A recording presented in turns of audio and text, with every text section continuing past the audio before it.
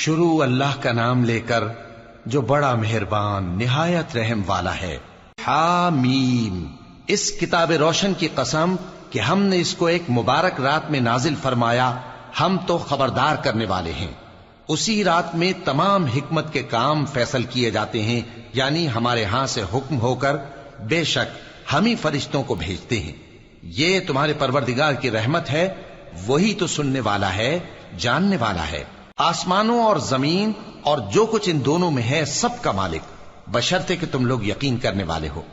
اس کے سوا کوئی معبود نہیں، وہی زندگی دیتا ہے اور وہی موت دیتا ہے، وہی تمہارا اور تمہارے پہلے باپ دادوں کا پروردگار ہے۔ لیکن یہ لوگ شک میں پڑے کھیل رہے ہیں، تو اس دن کا انتظار کرو کہ آسمان سے صاف دھواں نکلے گا جو لوگوں پر چھا جائے گا، یہ درد دینے والا عذاب ہے۔ اس وقت وہ کہیں گے کہ اے پروردگار، ہم سے اس عذاب کو دور کر، ہم ایمان لاتے ہیں۔ اس وقت ان کو نصیحت کہاں مفید ہوگی، جبکہ ان کے پاس پیغمبر آ چکے جو ہمارے احکام کھول کر بیان کر دیتے تھے۔ پھر انہوں نے ان سے منہ پھیر لیا اور کہنے لگے، یہ تو سکھایا پڑھایا ہوا ہے، دیوانہ ہے، ہم تو تھوڑے دنوں عذاب ٹال دیتے ہیں مگر تم پھر کفر کرنے لگتے ہو۔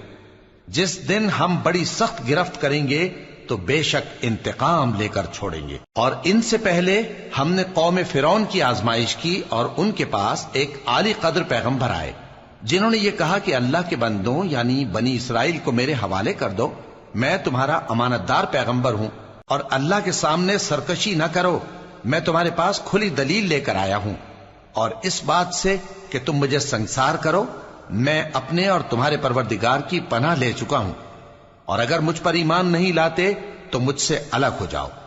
تب موسیٰ نے اپنے پروردگار سے دعا کی کہ یہ نافرمان لوگ ہیں۔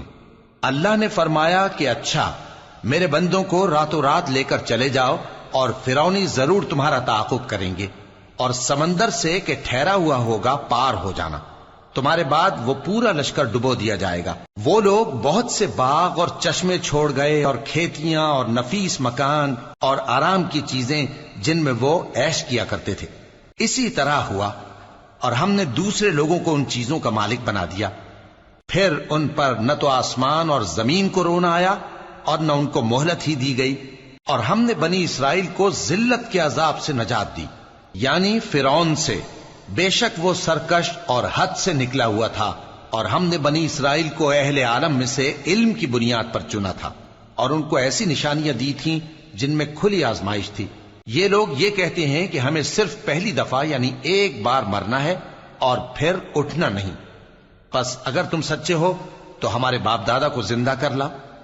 بھلا یہ اچھے ہیں یا تبا کی قوم اور وہ لوگ جو ان سے پہلے ہو چکے ہیں؟ ہم نے ان سب کو ہلاک کر دیا، بے شک وہ گناہگار تھے۔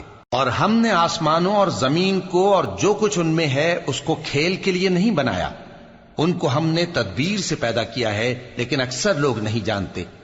کچھ شک نہیں کہ فیصلے کا دن ان سب کے جی اٹھنے کا وقت ہے، جس دن کوئی دوست کسی دوست کے کچھ کام نہ آئے گا، اور نہ ان کو مدد ملے گی مگر جس پر اللہ مہربانی کرے، بے شک وہی غالب ہے، بڑا مہربان ہے۔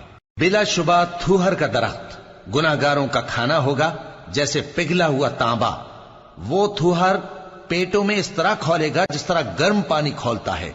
حکم دیا جائے گا کہ اس کو پکڑ لو اور کھینچتے ہوئے دوزخ کے بیچوں بیچ لے جاؤ، پھر اس کے سر پر کھولتا ہوا پانی اونڈیل دو کہ عذاب پر عذاب ہو۔